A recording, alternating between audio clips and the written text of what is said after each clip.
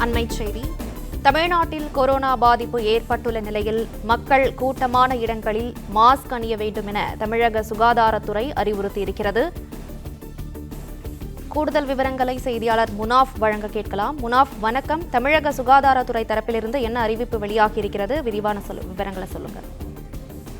தமிழகத்தில் கொரோனா பரவல் சற்று அதிகரித்திருக்கக்கூடிய நிலையில பொது சுகாதாரத்துறை தரப்பில் ஒரு முக்கிய அறிவிப்பு தற்போது வெளியிடப்பட்டிருக்கிறது. குறிப்பாக தமிழகத்தில் கூட்டம் அதிகமாக இருக்கக்கூடிய பகுதிகளில் முகக்கவசம் அணிய அறிவுறுத்தப்பட்டிருக்கிறது.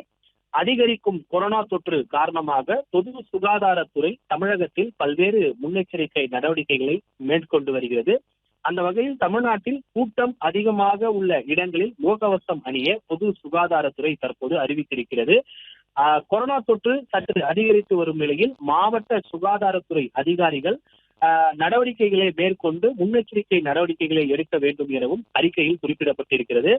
மேலும் பருவகால காய்ச்சல் பாதிப்புகளை தடுக்க தடுப்பூசிகளை எடுத்துக் கொள்ளவும் பொது சுகாதாரத்துறை மூலம் அறிவுறுத்தப்பட்டிருக்கிறது.